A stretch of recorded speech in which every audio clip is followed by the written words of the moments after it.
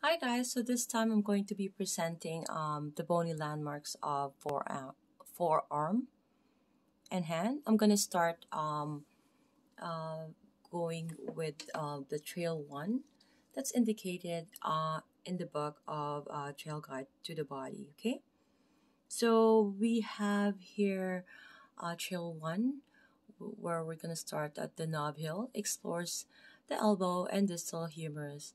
So it has the olecranon process and fossa, which here indicated here or in this case here, right? These are the epicondyles of the humerus. Okay, so from the olecranon process and fossa to the condyles of the humerus. And we also have the supracondylar ridge of the humerus. Okay, this is supracondylar ridge. Okay, and then we're gonna go ahead for the trail two.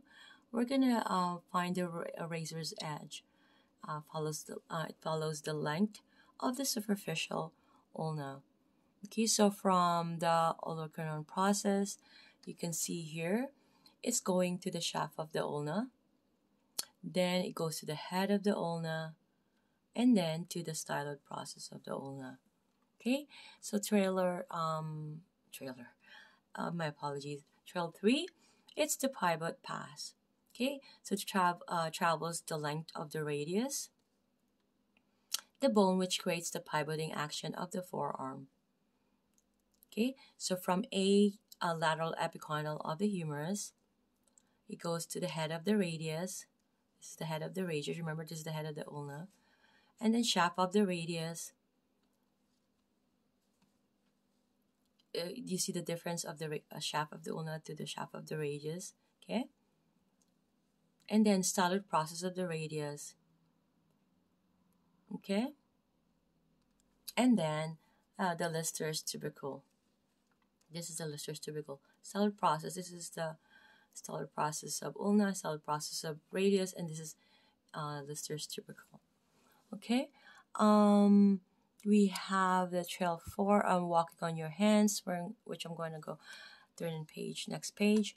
Explores the small carpal bones of the wrist as well as the bones and the joints of the hand. Okay,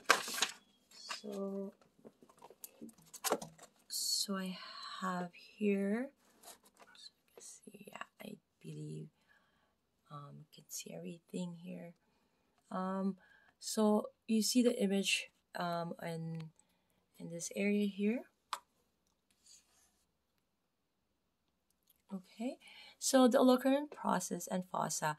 So the client is being placed in a seated position, and then in the posterior view of the right elbow, the therapist is locating the olecranon process. Okay, so partner being seated, the client shakes hands with your partner and explore the large superficial knob at the elbow. So palpate and explore its angular surface and sides. So passively flex and extend the elbow, noticing how the olecranon process feels in various positions. So the olecranon process and fossa.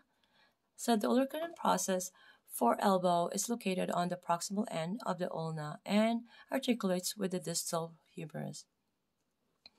Its large surface is the attachment site for the triceps brachii muscle. It forms the point of the elbow and is easily located. The olecranon process is a large cavity on the posterior distal end of the humerus, designed to accommodate the olecranon process when the elbow is extended. So located deep to the triceps brachii tendon, the fossa is only partially accessible. So the image here, while the client is palpating the medial epicondyle. Okay, this is the olecranon process. This is being the medial epicondyle. Okay, I'm just going to read quickly the olecranon fossa. Flex the elbow and locate the olecranon process. Roll your finger approximately around the top of the process, pressing through the triceps tendon and into the fossa. Because of the presence of the triceps brachii tendon and the proximity of the olecranon process, only a small crescent-shaped ditch will be accessible. When locating the fossa, are you proximal to the tip of the olecranon process? If you flex and extend the elbow slightly, do you feel a change in the fossa's shape and size? I'm going to be talking about the epicondyles of the humerus in the next video.